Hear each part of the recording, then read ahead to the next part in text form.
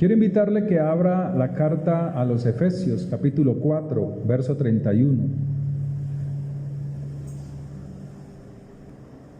Efesios 4, 31. Amén. Con una voz levantada.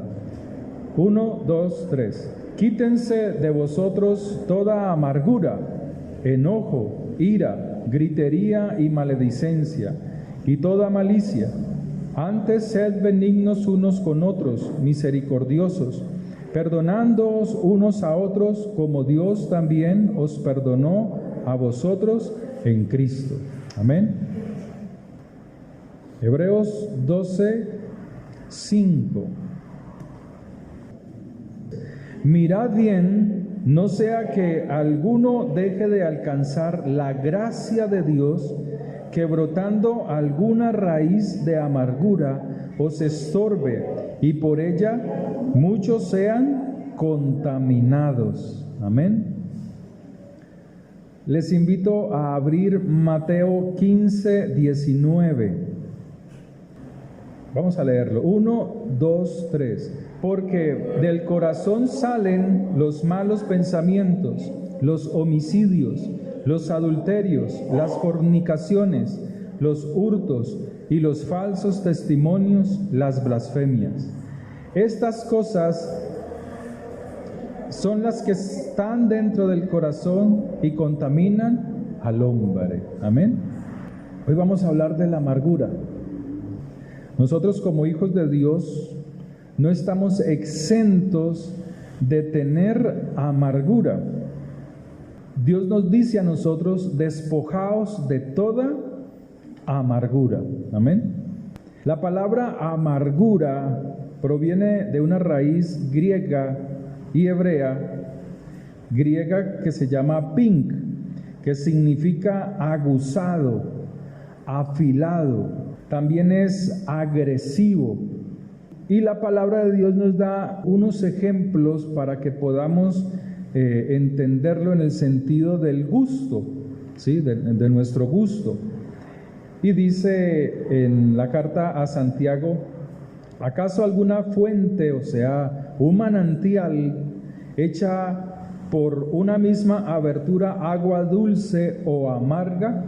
Nos da como esa guía para comprender con nuestro gusto, con las cosas físicas que podemos tocar, de qué se trata la amargura, ¿sí? La amargura proviene también de una palabra griega que significa punzar, ¿sí? Como chuzar. Pero la raíz hebrea agrega algo más a esa palabra, y es algo pesado. También lo llama carga. O sea que la amargura es un punzón pesado que en cuanto a la vida espiritual daña, lastima el corazón de todo ser humano. Eso es lo que nos dice la enseñanza. El Señor nos decía ahora, a través de su palabra, en Mateo 15, que nuestros pensamientos están en el corazón, ¿sí? Leíamos ahora. Porque del corazón salen los malos pensamientos, los homicidios, los adulterios, las fornicaciones, los hurtos y los falsos testimonios y las blasfemias. O sea, un corazón que está lleno de amargura reacciona de esta manera, ¿sí? Y él dice luego, estas cosas están dentro del corazón, o sea que están dentro aún de los mismos creyentes. Por eso nos da de su espíritu, por eso nos da de su palabra, para que en su poder podamos vencer estas cosas. Amén. La amargura, hablando de ella, es una forma de depresión, deprime al hombre. La persona que está con amargura se enfoca negativamente en el mundo exterior, en las cosas que ve, ¿sí? Se enfoca negativamente en lo que no tiene, y por esa causa desprecia las cosas que tiene. Empieza a mirar lo que la otra persona tiene y ella no tiene en el momento.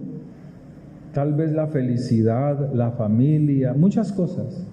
Y anhela las cosas que otros tienen, y por esa causa en sus pensamientos comienza a madurar el rencor, el odio, por consiguiente la amargura, ¿sí?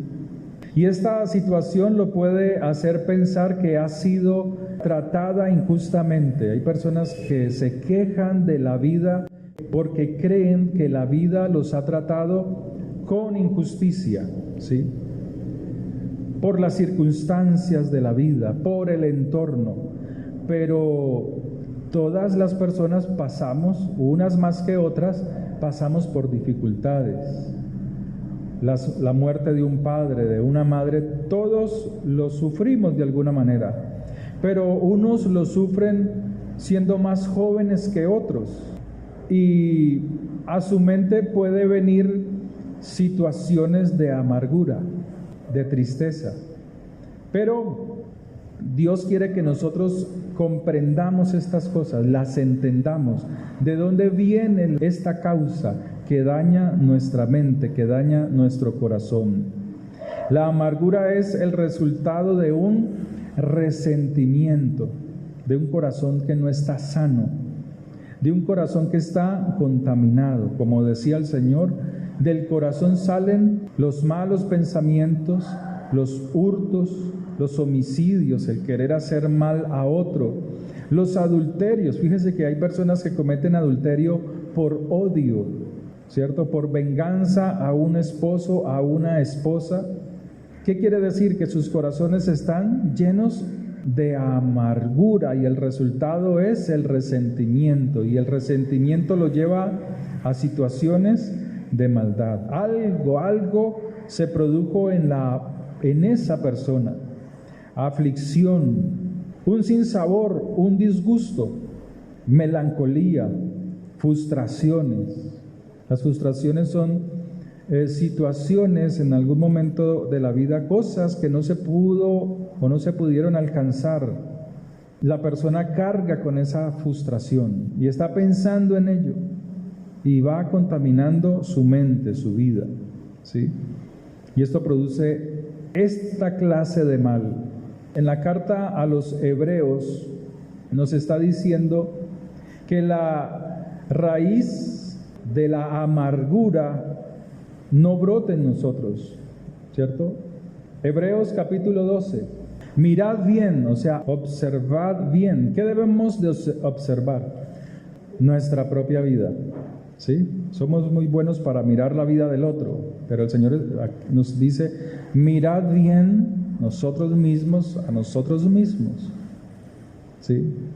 No sea que alguno deje de alcanzar la gracia de Dios, que brotando alguna raíz de amargura os estorbe y por ella muchos sean contaminados.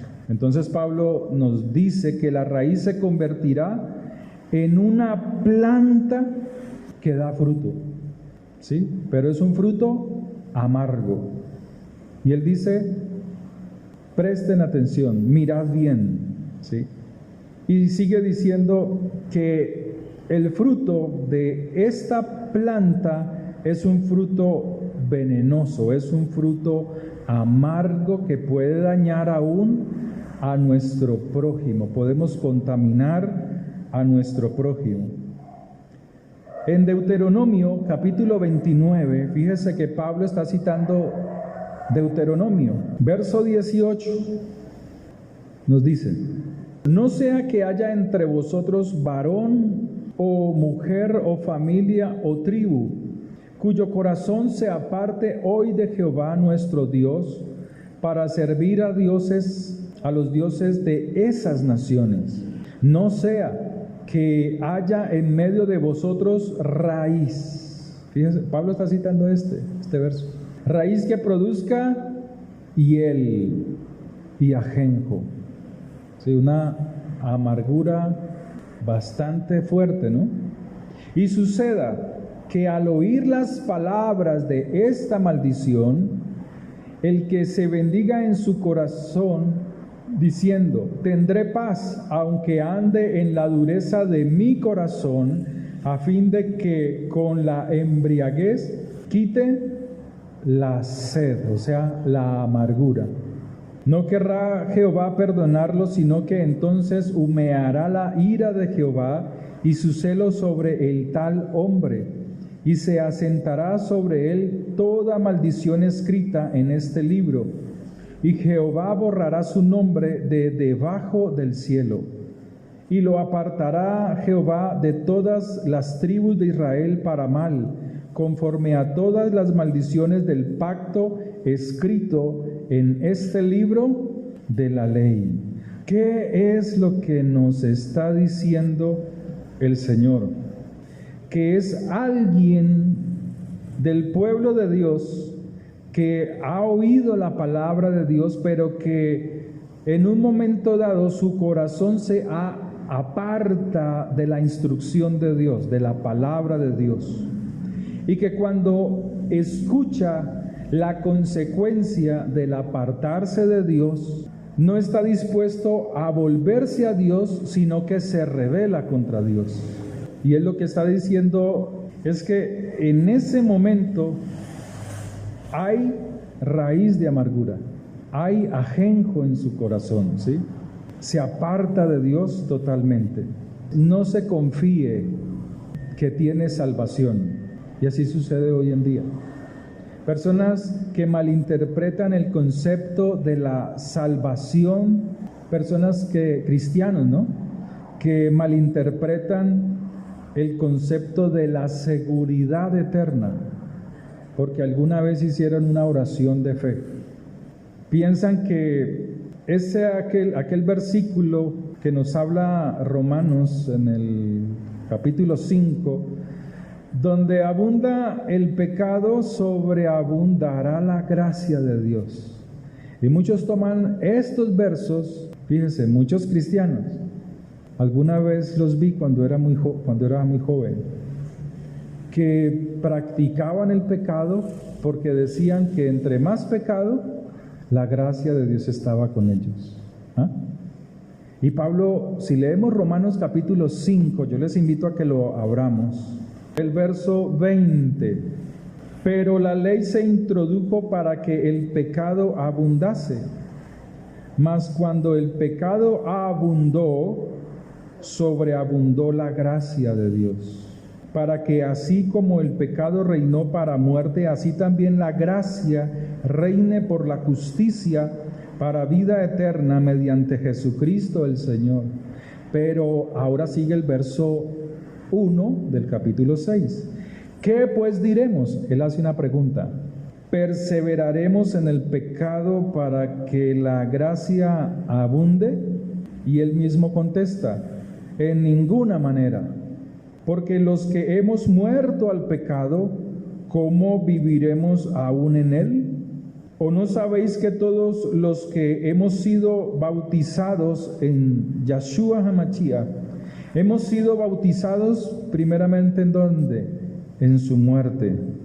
Porque somos sepultados juntamente con él para muerte por el bautismo, a fin de que como Jesús resucitó de los muertos para la gloria del Padre, así también nosotros, o sea, los que hemos muerto en la sangre del Mesías, andemos en vida nueva, o sea, no en el viejo hombre, sino en vida nueva, ¿sí?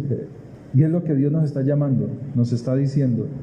Cuando se malinterpreta mal estas cosas, que por el pecado sobreabunda la gracia de Dios, si es correcto, eso es para los impíos, porque el Señor puede ver a alguien, un ejemplo para que podamos ir entendiendo. Cuando alguna persona está en un lugar de mala muerte y allí esa persona está cansada de tener una vida miserable, tristeza, amargura, allí en ese lugar, él dice, necesito algo que me saque de este lugar, pero lo necesito adentro. Allí él encuentra la gracia de Dios para salir de ese lugar. Eso es lo que está diciendo la Escritura. Pero a nosotros los creyentes no se nos permite volver al pecado, a caminar en pecado, sino que nos dice que debemos de ser esforzados, valientes para caminar en el Señor. Lo otro, creer que un cristiano puede pecar una y otra vez y luego volver al Señor porque la gracia de Dios sobreabunda, son solamente presunciones de salvación. Y muchos creen que aunque anden como cristianos mundanos, son salvos por alguna experiencia espiritual que tuvieron en el pasado. Siempre recuerdan esa bonita experiencia espiritual, pero solo son presunciones. La gracia que produce salvación no son presunciones, o sea, no son pensamientos que están en nuestra mente, sino que está escrita en la palabra de Dios. Debemos de indagarla. Por la gracia de Dios fuimos llamados a participar y a comer en esta carrera de salvación, o sea, debemos de alimentarnos en la palabra de Dios, ¿no? Debemos tomarla para estar recibiendo la instrucción. Es necesario, no podemos abandonar la palabra de Dios. La gracia de Dios es un favor o una concesión que Dios da gratuitamente, que Él tiene para dar perdón al pecador. Esa es la gracia de Dios. El pecador que tiene el atractivo, fíjense, de arrepentirse de sus pecados. O sea, hay algo que el pecador puede tener y que hace que Dios sea atraído, y es el arrepentimiento. Y a Dios da el derecho de su gracia. Eso es la gracia. Eso es la gracia de Dios. Por eso Pablo está diciendo: no permitan que alguna raíz de amargura los deje de alcanzar la gracia de Dios.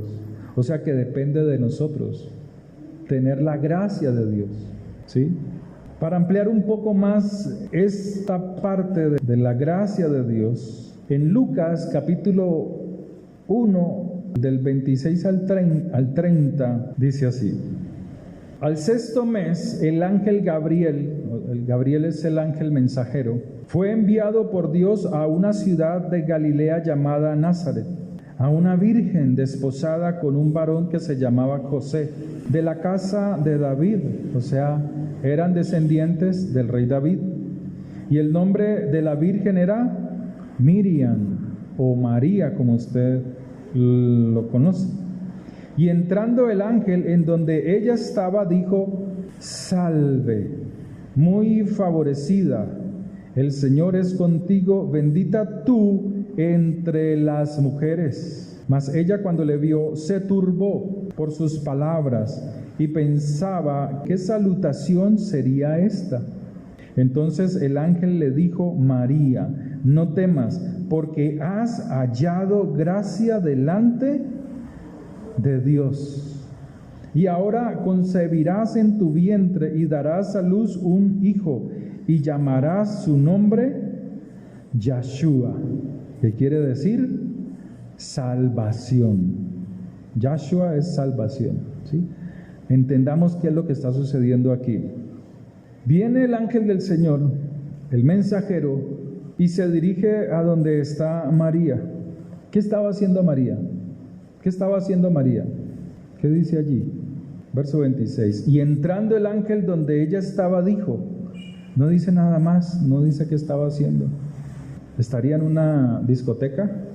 O más bien estaría orando como una judía justa que busca agradar a Dios. ¿No será más bien que estaba orando? ¿Será que alguien que está en una discoteca puede ver el ángel de Jehová? No. Esta mujer estaba orando, dice, y entrando el ángel donde ella estaba, ¿sí? Era la hora de la oración, como lo tienen estipulado, como lo dice la Escritura. ¿Se acuerdan que en Hechos de los Apóstoles Pedro dice, a Pedro se le dice, y fueron a la hora de la oración, cuando el romano estaba también orando, y él estaba orando porque era la hora de la oración, 9 de la mañana o 3 de la tarde. porque lo dice la Escritura. A Jesús lo mataron a la hora de la oración. Estaba clamando por nosotros, mientras Él estaba en la viga de ejecución. María estaba en la hora de la oración. Y dice el verso, y entrando el ángel donde ella estaba, le dijo estas palabras: bendita tú entre las otras mujeres, entre todas las mujeres. ¿Por qué es bendita ella entre todas las mujeres? Porque ella, o sea María, porque tú te deleitas en tener una relación muy íntima, constante con el Padre.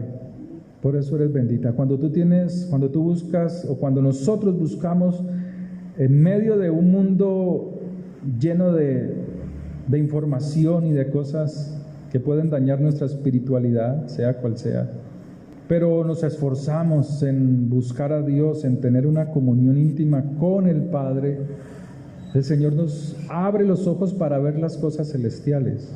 Amén. Ella estaba en la oración. El ángel entró donde ella estaba. O sea, ella tiene un atractivo, algo que atrae la presencia de Dios. Tú tienes un atractivo que atrajo la presencia de Dios y por eso has hallado gracia. Y la gracia de Dios que cae sobre ella, le dio a ella ¿qué? Salvación, porque ella también la necesitaba. Y puso en ella, ¿qué puso en ella? A Yahshua, la semilla. Yahshua es salvación. Yahshua significa salvación. Y eso fue lo que ella tenía. Atrajo con su disposición la gracia de Dios. Y el Señor envió su ángel. La amargura no nos deja, no te deja alcanzar la gracia de Dios. La amargura aleja la presencia de Dios. La amargura contamina a los que están cerca de nosotros, contamina a nuestro prójimo. Nuestras palabras llenas de amargura contaminan a los que están en nuestra casa, en nuestro hogar. No basta quitar el fruto, fíjese, brotando alguna raíz de amargura que impida que alcancemos su gracia. Entonces está diciendo que esa raíz produce una planta que lleva frutos de amargura, pero a veces quitamos solamente los frutos y el Señor está diciendo arranca la raíz. Amén. No dejes que esa planta de la amargura crezca en nuestra mente, en nuestros corazones. Entonces tenemos que cortar la amargura de raíz. Ahora viene la gran pregunta: ¿cómo cortar la raíz de la amargura? ¿Cómo quitarse ese punzón afilado y pesado que daña nuestro corazón? Bueno, la Escritura también nos habla de ello. Y hay dos cosas, y hasta tres cosas, que como hijos de Dios debemos hacer para quitar la amargura de nuestro corazón. Primero debemos hacer lo que hizo Moisés, y está narrado en Éxodo capítulo 15. Dice el verso 22: e hizo Moisés que partiese Israel del mar Rojo, y salieron al desierto de Shur, y anduvieron 3 días por el desierto sin hallar agua. Y llegaron a Mara. Mara significa amargura. Y no pudieron beber las aguas de Mara, porque eran amargas. Por eso le pusieron el nombre de Mara, amargura. Entonces el pueblo murmuró contra Moisés y dijo: ¿qué hemos de beber? A veces el ser humano tiene tan duro el corazón que quiere seguir bebiendo aguas amargas. A veces nuestro enojo, nuestra ira, cuando no nos calmamos, queremos estar bebiendo, diciendo palabras de amargura. Cuando nosotros leímos ahorita Hebreos capítulo 12, él está diciendo: quítense de vosotros toda amargura, toda ira, todo enojo, todas las consecuencias que traen tener un corazón lleno de amargura. Y aquí está diciendo que este pueblo estaba en amargura. Pero sigue diciendo: entonces el pueblo murmuró contra Moisés y dijo: ¿qué hemos de beber? Verso 25. Y Moisés clamó a Jehová, y Jehová le mostró un árbol, y lo echó en las aguas, y las aguas se endulzaron. ¿Y qué sucedió después? Allí les dio estatutos y ordenanzas y allí los probó. Y dijo: si oyeres atentamente la voz de Jehová tu Dios e hicieres lo recto delante de tus ojos, de sus ojos, y dieres oído a sus mandamientos y guardares todos sus estatutos, ninguna enfermedad de las que envié a los egipcios te enviaré a ti, porque yo soy Jehová, ¿tú qué? Tu sanador. La amargura produce enfermedad y debemos cortar la raíz de la amargura. Pero fíjese lo que dice la Escritura. El Señor le mostró un árbol a Moisés y tomó ese árbol y lo echó ¿en dónde? En las aguas amargas. Vamos a Apocalipsis capítulo 22, verso 14. Bienaventurados los que lavan sus ropas para tener derecho al árbol de la vida y para entrar por las puertas en la ciudad. ¿Quién es el árbol de la vida? Yeshua HaMashiach. Él es el árbol de la vida. ¿Qué tenemos que hacer cuando estamos en amargura? Ir al árbol de la vida y recibir la instrucción, así como hizo Moisés con el pueblo, porque ella nos va guiando qué debemos hacer en tiempos de amargura. Amén. Hay otro paso que debemos de hacer para cortar de nosotros la raíz de amargura. En Segundo de Reyes capítulo 2, segundo libro de Reyes, verso 19, dice así: y los hombres de la ciudad dijeron a Eliseo: he aquí el lugar en donde está colocada esta ciudad es bueno, como mi señor ve, mas las aguas son malas, o sea, amargas, y la tierra es estéril. Es que cuando nuestro corazón está lleno de amargura, no hay vida, ni nosotros la podemos tener. Entonces él dijo: traedme una vasija nueva y poned en ella sal. Y se la trajeron. ¿Se le están abriendo los ojos o no? La misma palabra nos va abriendo los ojos. Y saliendo él a los manantiales de las aguas, echó dentro la sal y dijo: así ha dicho Jehová, yo sané estas aguas y no habrá más en ella muerte ni enfermedad. La amargura trae muerte y enfermedad. Pero está diciendo que Dios le dice a Eliseo: haz esto y esto y esto. Ahora, vamos a Mateo capítulo 5, verso 13. Vamos a entender mejor el pasaje. Mateo capítulo 5, 13. Y dice así: vosotros sois la sal de la tierra. Fíjese que no está diciendo que la palabra de Dios es la sal de la tierra. Ojo con esto. Vosotros sois la sal de la tierra. Pero si la sal, o sea, si la sal que hay en nosotros se vuelve amarga, se desvanece, ¿con qué será salada? O sea, la tierra.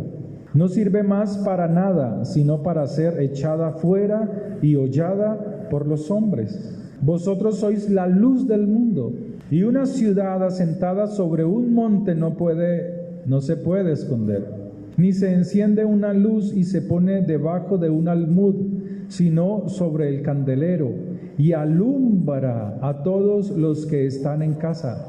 Así alumbre vuestra luz delante de los hombres, para que vean vuestras buenas obras y glorifiquen a vuestro Padre que está en los cielos. ¿Perdonar es una buena obra? Es más, el no perdonar trae amargura. Y de eso es lo que está hablando el Señor. Él está diciendo: así alumbre vuestra luz delante de los hombres, para que vean vuestras buenas obras y glorifiquen a vuestro Padre. ¿Se acuerdan de la prédica unas semanas atrás sobre la sal? Nosotros somos la sal del mundo. Que habían unas rocas salinas que podían utilizarse como lámparas, y ellas, al colocar un poco de luz, transmitían mucho más luz. Él es la luz, el Señor es la luz. Y nosotros somos la sal si hacemos lo que Él dice que debemos hacer. Y al hacer lo que Él dice que nosotros debemos hacer, venimos a hacer luz al mundo. a iluminar un mundo lleno de tinieblas. ¿Sí? Entonces, cuando tú estás sazonado, cuando estás bien sazonado por la palabra de Dios, hasta el punto de obedecerla, ella produce en ti luz. Y la sal y la luz son la manifestación de tus buenas obras que el mundo ve en ti, para gloria del Padre que está en los cielos. Entonces vuelve y nos dice la palabra de Dios: quítate toda amargura. ¿Cómo? Haciendo lo que la Escritura nos dice, las obras que ella nos dice. Hay personas que pueden producir a nosotros amargura, que pueden producir a nosotros tristeza, pero la Escritura nos dice qué debemos de hacer en esas situaciones. Y dice Mateo capítulo 5, 24, les voy a mencionar una de esas obras. Mateo 5, 44, perdón. Pero yo os digo, amad a vuestros enemigos, bendecid a los que os maldicen, haced bien a los que os aborrecen y orad por los que os ultrajan y os persiguen, para que seáis hijos de vuestro Padre que está en los cielos, que hace salir su sol sobre malos y buenos, y que hace llover sobre justos e injustos. Porque si amáis a los que os aman, hace una pregunta: ¿qué recompensa tendréis? ¿No hacen también lo mismo los publicanos, los gentiles? Y si saludáis a vuestros hermanos solamente, ¿qué hacéis de más? Es que mire, muchas veces un buen saludo puede arrancar la amargura de alguien, de una persona. Usted la puede arrancar, usted no sabe qué alegría puede traer a esa persona. Hace unos días venía yo con mi esposa, íbamos a echarle gasolina al automóvil, y había un hombre que estaba limpiando los vidrios. Era un domingo en la tarde, imagínense, y en un semáforo donde los carros no pasan. Entonces paramos en ese semáforo y nadie le daba algo a esa persona. Él estaba buscando el sustento diario, un hombre como de buena apariencia. No hablo de bien vestido, sino de buena apariencia. Hicimos el tanqueo, nos devolvimos, y al devolvernos yo le pregunto a mi esposa: pues vamos a pasar otra vez por allí, ¿le llevamos algo al Señor? Llevémosle algo. Entonces entré a la panadería y compré una torta y una gaseosa, y al pasar por ahí no lo vimos, pero mi esposa lo alcanzó a ver, que estaba al otro lado del semáforo. Entonces ella me dice: para que allí está. Lo llamamos y él se vino y le entregamos el pastel o la torta envuelta y la gaseosa. Cuando él lo recibe, él se alegra, ¿sí? Y él dice: ay, Dios mío, gracias, porque hoy es mi cumpleaños y tú te has acordado de mí. Y luego nos dio las gracias a nosotros, ¿sí? Entonces la palabra de Dios está diciendo: y si saludáis a vuestros hermanos solamente, ¿qué hacéis de más? ¿No hacen así los gentiles? Sed pues vosotros perfectos, como vuestro Padre que está en los cielos es perfecto. O sea, hacer las obras, tener sal para producir luz, y hacer las obras como el perdonar la ofensa, te hace perfecto delante de Dios. Nos perfecciona. Amén. Para terminar, la Biblia habla de personas que estuvieron amargadas, y una de ellas es Ana, la esposa de Elcana. Y en el primer libro de Samuel nos narra la causa. Y en el capítulo 1 nos dice la Escritura que había un hombre llamado Elcana que tenía por costumbre subir al templo de Dios en Silo, que era el primer lugar donde el pueblo de Dios, al entrar a la tierra prometida, Dios les permitía reunirse, los llamaba a reunirse. Y es bueno cuando nos reunimos, recibimos la instrucción de Dios. Este hombre tenía 2 mujeres, 2 esposas. Muchos dirán, bueno, pero ese mire era un hombre infiel, mire que era un hombre perverso, tenía 2 mujeres y las puso en esa rivalidad. No, hay que entender las Escrituras, por qué sucede esta situación.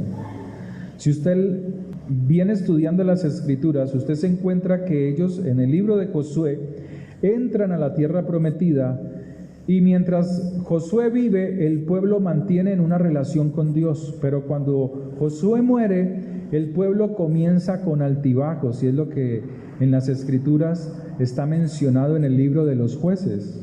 A veces habían líderes que atraían al pueblo a Dios, y a veces había tiempos en los cuales el pueblo de Dios se apartaba, y al apartarse olvidaban la instrucción. Por eso habla la Escritura que Elcana tenía 2 mujeres, porque nos narra de que habían perdido la instrucción. Elí pertenecía a esa raíz de amargura que estaba alejado de la palabra de Dios y no traía un renuevo al pueblo. Elí era una lámpara apagada. Y dice la Escritura que Elcana, por el contrario, buscaba, a pesar de sus errores, buscaba subir a la presencia de Dios.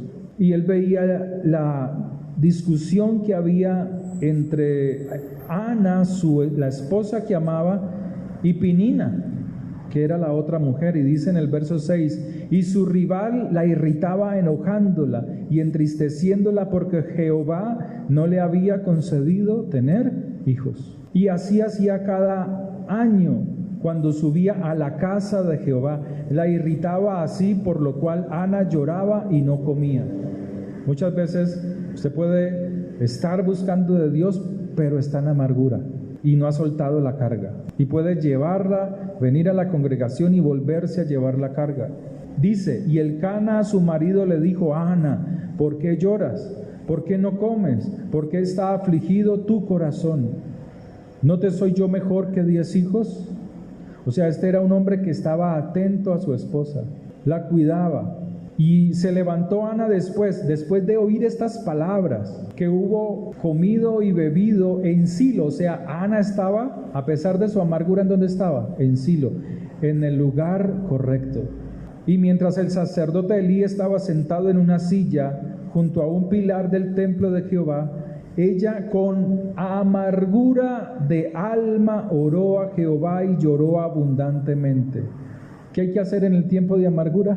Acercarse a Dios, acercarse a Dios. Esto ya es lo último, porque primero es acercarse al árbol de la vida, que el árbol de la vida con su instrucción, como hizo Moisés, les instruyó, vaya sanando, vaya guiándonos qué debemos hacer. Elcana estaba haciendo eso. ¿Por qué no comes si esto es una fiesta de alegría?